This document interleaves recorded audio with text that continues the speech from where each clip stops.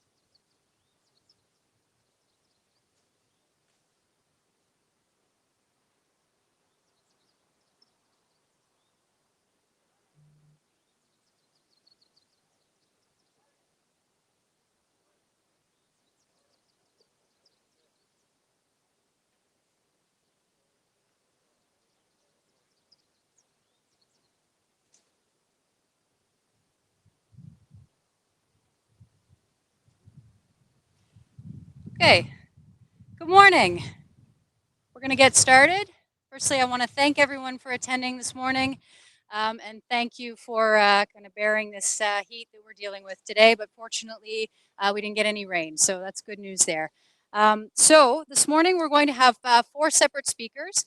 I asked just that you hold off questions to the end. We're going to allow each speaker the opportunity to come up and speak. We're going to take the questions at the end. There will be also an inspector available to answer specific questions to do with the investigation itself.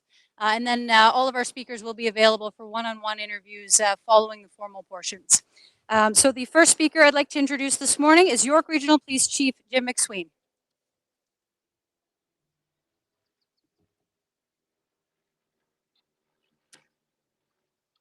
Thank you, Laura. Good morning, everyone. Thank you for being here this morning. Glad to see everybody in person. We're here today because of the rising level of concern around street racing, aggressive driving, and stunt driving in our communities. We know illegal driving behaviors like speeding and aggressive driving are among our community's top concerns. I can tell you it's a top concern for York Regional Police as well. We average more than 40 traffic fatalities a year in York Region. If that number were associated to homicides, for example, people would be outraged. York Regional Police and our partnering agencies are committed to holding drivers who engage in these dangerous behaviors accountable for their actions, in the hope we can prevent further fatalities and injuries on our roadways. That's why York Regional Police, along with our law enforcement partners here today across the GTA, are proud to announce the results of Project TakeOver. Project TakeOver was a joint forces operation focused on aggressive, dangerous, and stunt driving.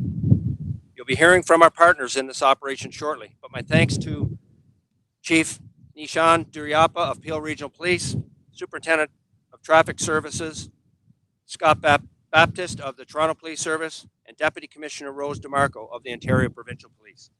We could never have achieved the success we have without the diligent work and collaboration of our law enforcement partners.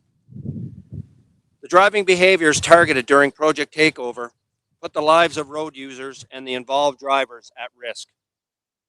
We all saw these incidents increase throughout 2020 and into 2021, even in the face of this pandemic. York Regional Police and our partners, indeed police services across the GTA, knew the drivers weren't engaging in these illegal acts randomly.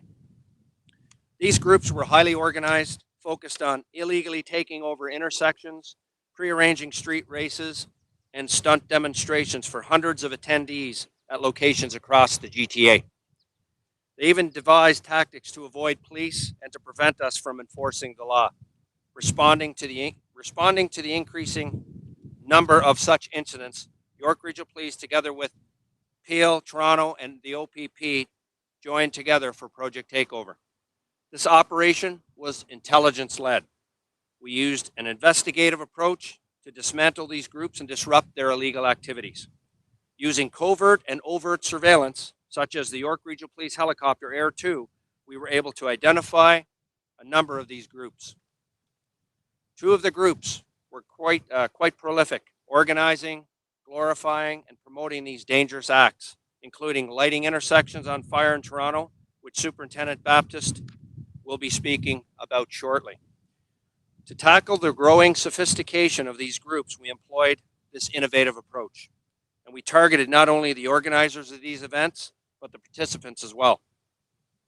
The use of investigative techniques like performing surveillance, gathering intelligence, and utilizing specialized equipment like Air 2 ultimately led to the amazing success of this project and resulted in the following: 70 arrests, a total of 346 charges, including, in the breakdown, 67 criminal charges, 279 under the Highway Traffic Act, 61 vehicles impounded, and 57 driver's license suspensions. For anyone thinking police are not targeting these drivers' behavior, think again. We are, as police services, willing and able to change our investigative techniques and our enforcement focus to combat these groups, no matter how they try to adapt. Beyond Project Takeover, York Regional Police and our partners across the GTA are committed to keeping the pressure on. Project Erase, eliminate racing activities on streets everywhere, which police services have operated every summer for many years, will continue through the summer months and into the fall. Police agencies across the GTA are joining us this summer, all of us committed to making our roads safe for all road users. Our efforts will be concentrated on the dangerous drivers and street racers, putting everyone at risk. We also support the new Moving Ontarians More Safely Act, or the MOMS Act, which increases the length of vehicle impoundments from 7 to 14 days. The new legislation lowers the speed threshold for stunt driving charges on roadways of 80 kilometers per hour or less from 50 kilometers over to 40 kilometers over. And come September, the current 7-day suspension will become a 30-day suspension. These measures combined stronger legislation, continued commitment to innovative enforcement, and the ongoing Project Erase are aimed at deterring these illegal and dangerous activities moving forward. Once again, our thanks to our police partners. Thanks to the media for shining a light on this very important issue. Our community can rest assured York Regional Police and our policing partners will be continuing this fight to keep all our roadways safe. Thanks very much.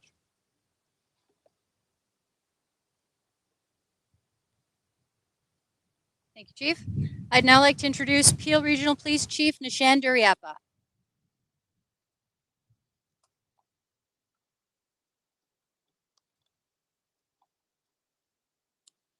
Good day, everyone. On behalf of Peel Regional Police, I want to thank Chief McSween for the opportunity to join you today to speak to this egregious set of criminal driving behaviors that are plaguing the GTA.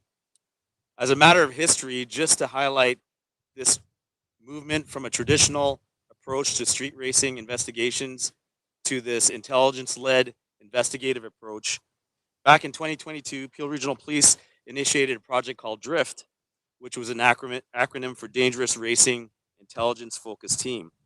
This was in response to the same type of street racing and dangerous driving that the community complained about, taking over intersections, parking lots, right across the GTA. This led into Project Takeover. Project Drift and TakeOver were multi-jurisdictional, intelligence-led projects that resulted in numerous charges against dangerous drivers participating in organized street racing activities. I want to highlight that we are not targeting car enthusiasts. However, we're focusing on individuals participating in high-risk behavior that will not be tolerated right across the GTA. In Peel, we're committed to taking a collaborative effort with other police agencies to dedicate full-time resources to prevent and do educational and deterrence-related matters for this type of criminal activity. For context, and much like Chief McSween mentioned, last year in Peel Region, we had 43 road fatalities. One included a mother and 3 children at the hands of a street racer. We had an additional 51 individuals with life-altering injuries. All of these were preventable. In Peel, we've committed to adding 16 additional members to a Safer Roads team, which intends on using evidence-based identified analysis on habitual criminal driving to gather intelligence and proactively address street racing and commit to multi-jurisdictional activities with my partners. The creation of this team has reduced a 50% amount of street racing calls that have come into Peel Regional Police and have also resulted in 340 local and 29 criminal charges for repeat driving. Being committed to enhanced road safety means a shift to multi-sector, multi-collaborative initiatives. This includes some initiatives where we have seen impaired driving conflated with dangerous driving in street racing, to engaging and committing these people to connection to services such as the Peel Addictions Counseling Services. This is part of an upstream approach to mitigate the risk that our streets are seeing as it relates to dangerous driving and street racing. This can only be done with sustaining collaborative efforts with our public safety partners like we are doing today. So with that, I would like to thank York, Peel, Toronto, the OPP for their very important commitment to making all our roads safer. Thank you.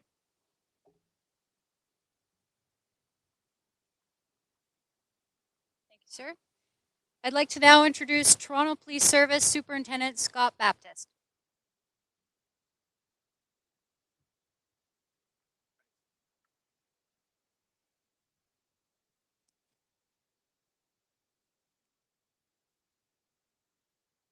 Good morning, everyone. On behalf of Chief of Police Jim Raymer and the women and men of the Toronto Police Service, thank you for joining us today for this important announcement that demonstrates another way our police services are continually working together to keep GTA roads safe. This has been a collaborative partnership between multiple police agencies represented here today. We're proud to work collaboratively with all of our partners in successfully concluding this investigation, which will benefit our communities and enhance the safety of all road users in the GTA. Stunt driving and street racing are extremely dangerous. They put people's safety and their security at risk. And initiatives like Project TakeOver make sure these behaviors are fully investigated and not tolerated on our roadways. This past spring, we saw a dramatic escalation in these behaviors in Toronto when multiple vehicles and over 300 people took over 2 intersections in our city. Not only did some of the participants engage in dangerous driving practices, but attendees lit one intersection on fire with an accelerant and used a flamethrower indiscriminately in another. A police vehicle was also swarmed and damaged during one of these incidents. We saw similar behavior in other areas of our city, including the downtown core, with vehicles engaging in dangerous practices such as drifting, tire burnouts while other onlookers looked on, often encouraging this brazen behavior. Excessive speed and dangerous driving have consistently been the leading factors in fatal collisions, not only in Toronto, but across the GTA, across our province, and across our country. Those engaging in these practices put themselves, bystanders, and unsuspecting road users at extreme risk when they choose to deliberately ignore the law and blatantly disregard public safety.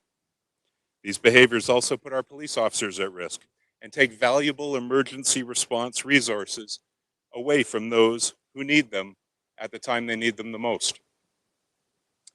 We're committed to putting a stop to this problem and holding those responsible to account. The Toronto Police Service is also committed to Vision Zero. Fatal and serious life-threatening injuries from motor vehicle collisions are entirely preventable. To achieve this vision, it is vital that all drivers make the safe and lawful operation of their vehicles their number one priority when behind the wheel. To that end, intelligence-led traffic enforcement efforts in the City of Toronto are being stepped up. We'll also continue to collaborate with our neighboring policing partners to address street racing and stunt driving, as these illegal events and behaviors have absolutely no place on our roads. We remain steadfast in our commitment to traffic safety, and we are committed to holding those responsible for these alarming events to account for their actions.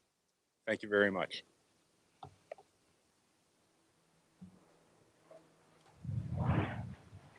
Thank you, sir. I'd now like to introduce Ontario Provincial Police Deputy Commissioner Rose DeMarco.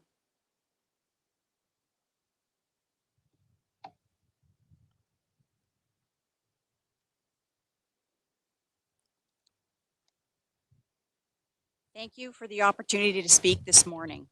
As Deputy Commissioner of Traffic Safety and Operational Support, it is through joint forces operations like Project TakeOver that I gain a new appreciation of the positive outcomes that are achieved when policing partners join in collaboration to stress the commitment we share in road safety. Illegal racing and stunt driving continues to place innocent lives at risk. Whether it is planned or impromptu racing, the dangers these drivers and other participants represent to the public cannot be overstated. Illegal racing and stunt driving should not be viewed as harmless, age-appropriate pastimes for young enthusiasts. What we are talking about today is none of those things. Over and above the increased risk of vehicle crashes, deaths, and injuries to drivers, passengers, onlookers, and innocent bystanders in racing events, these crimes cause significant disruptions in your community. Illegal racing and stunt driving lead to vandalism, other collateral damage, and significantly impact your community. Today's street races are extraordinarily brazen and orchestrated events. That is why our collaboration with municipal policing partners in disrupting and dismantling these activities and holding the criminals behind them to account has never been more important. Through Project TakeOver and other successful joint forces operations like Project Erase and Project Drift, we have demonstrated that we are stronger and more effective when we combine our resources and work consistently toward the goal of protecting citizens and saving lives. Since 1996, Project Erase has continually evolved and now includes 22 police agencies across Ontario, as well as the Ministry of Environment and the Ministry of Transportation. Through public education, awareness, and strict enforcement of both Highway Traffic Act and the Criminal Code of Canada, the OPP is proud of what we have accomplished in addressing racing and stunt driving crimes with our partners to date. Our joint forces operations have become increasingly sophisticated and effective at shutting down those dangerous drivers. Project TakeOver is our latest message to illegal racers that we collectively have zero tolerance for this reckless driving culture on our roads and in any community. Outside of illegal organized events at specific locations, racing on our highways and roads has reached historic levels in 2020. OPP officers have laid 8,270 charges last year against drivers who were traveling more than 50 kilometers per hour above the posted speed limit. This is the highest number of street racing and stunt driving charges laid in a year since the legislation came into effect in Ontario in 2007. These drivers have zero regard for other people's lives. This is why the OPP fully supports the new legislation aimed at combating high-risk driving and helps all police agencies in Ontario in our effort to keep aggressive drivers off of your roads. Beginning on Canada Day under the Highway Traffic Act, once charged, the law increases suspensions to 30 days and vehicle impoundments to 14 days for drivers caught street racing and stunt driving. Once convicted, drivers will face a minimum of 1 to 3 years driver's license suspension for the first offense and a minimum of 3 to 10 years suspension for a second offense. The OPP will continue to focus on reckless driving behaviors and continue with targeted enforcement on all forms of racing and stunt driving. We are proud to be part of Project TakeOver under the excellent leadership of York Regional Police alongside Toronto and Peel Regional Police Services. We look forward to our continued collaboration with these exceptional law enforcement allies and delivering on joint commitment to keeping Ontario roads and communities safe. Thank you very much.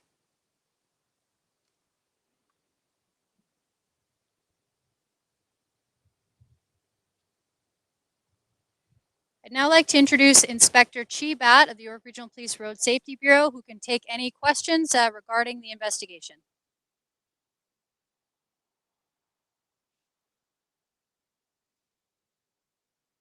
Morning, everybody.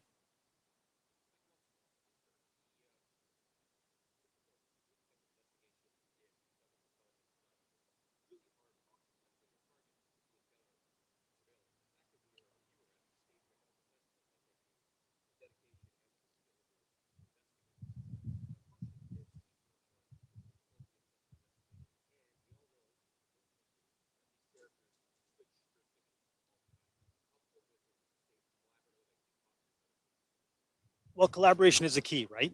The success of this project and the ones prior and the ones that we're going to continue to do, the key to them is collaboration. They move jurisdiction to jurisdiction, hoping that we are going to stop our enforcement efforts once they reach a border, but that's not the case. We're going to continue to work together, and where they go, we will be there as a group to make sure that we're joined to be able to collaborate and use all our resources that we have to be able to combat this problem. Specific to that, last year when we did Project Drift, we were using our helicopter Air 2 to assist Peel with their project as well. So collaboration is absolutely key, and that's what we're going to continue to do.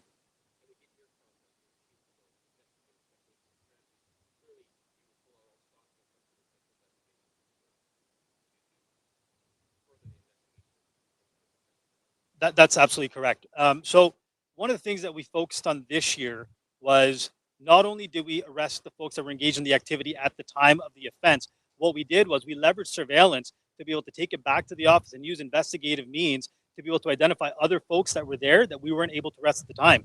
So when folks were perhaps home a week later thinking they got away with a scot-free, the reality was there was a knock on their door being told that they're under arrest for dangerous driving. So those are some of the investigative tactics that we used, as well as other tools. Like, again, our helicopter was critical here. Using our remote piloted aircraft was another piece of equipment that we used to be able to gather this intelligence, to be able to take it back, and to be able to identify the folks that are responsible for this. So they really can't get away.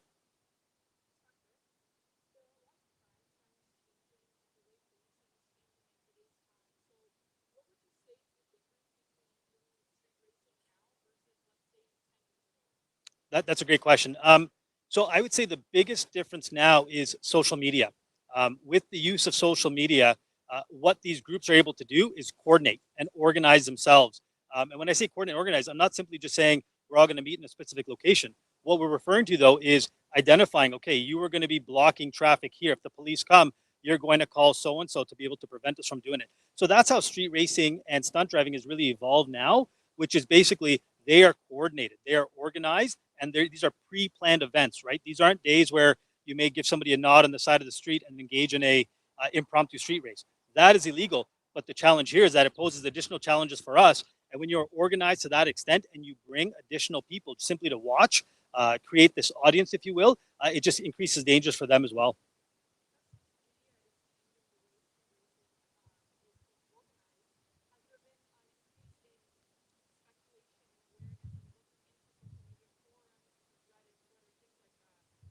If your question is, are we involved in looking at social media? The answer is absolutely yes.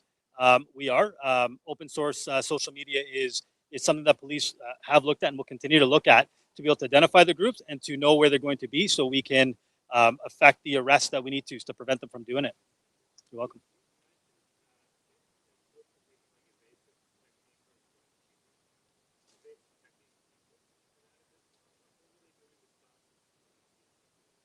Absolutely. Well, so some of the steps that were taken was to prevent us from actually enforcing the law. So, for example, trying to stop a car and arrest them. Some of the stuff that they would do is they would block roadways, they would block streets, preventing us from gaining access immediately. And upon us arriving, they would notify other people. Again, while the police officers are prevented from getting into those areas, they're able to scatter and take off.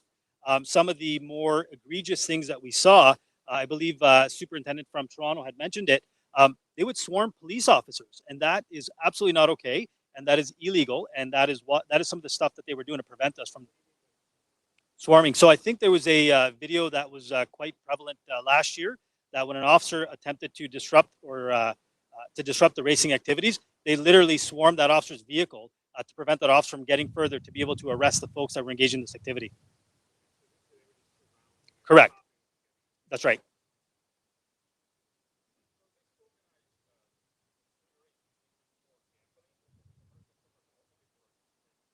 Well, to some extent, it's the thrills. But one of the things that we also found is they would utilize social media, and they would post these videos to social media to gain street credibility or notoriety. And in some cases, even posting videos to YouTube to gain a popular following, and would even sell merchandise. So there is some financial game, especially for the prolific groups that are organizing. They would do so by way of posting to social media, getting hits, getting clicks, and that was some of the motivation here. But again, part of it too is simply they think it's cool to hang outside of a car and do donuts with people inches away.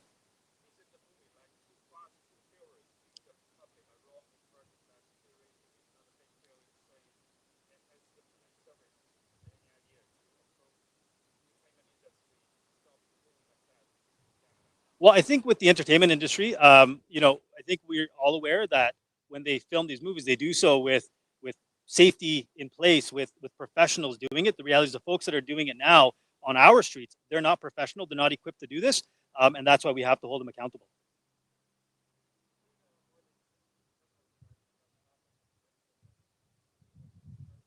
Absolutely. So there was a wide breadth of criminal charges that we laid.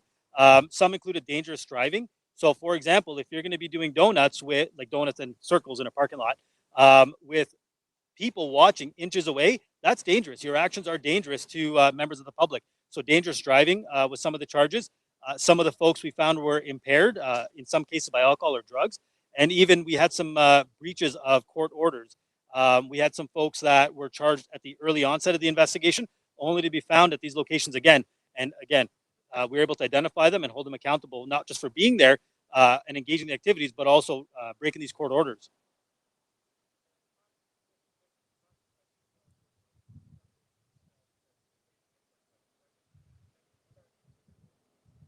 Sorry.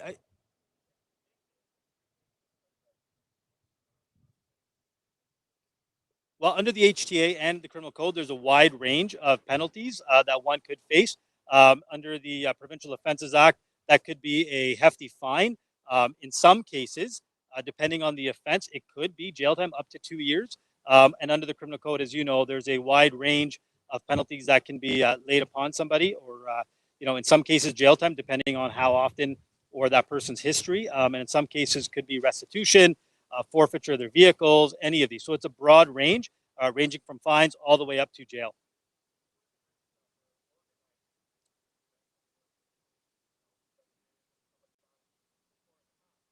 Yeah. So I think to that, we're not actually going to name them, but I'm not going to say that to you simply just because I don't want to name them.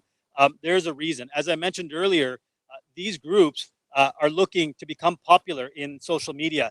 And by us naming them now, we give them the credibility that they want. And so we're not going to give them that. We're not going to give them this platform.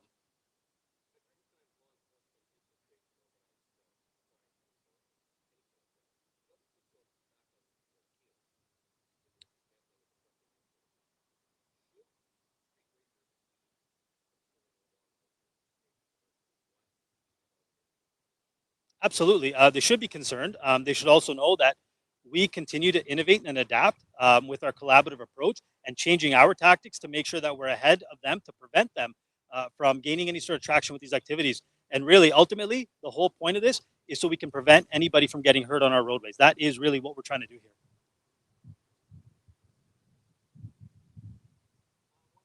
Yes.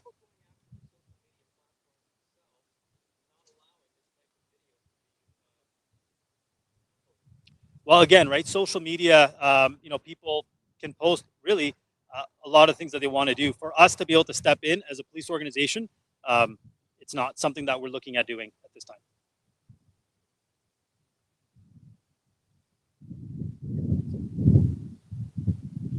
Thank you, everybody. Okay, that concludes the formal portion of our press conference. As I mentioned, our speakers are available for the opportunity for one-on-one interviews. And again, we want to thank everyone for coming today. We really appreciate the coverage on this exciting project. Thank you so much.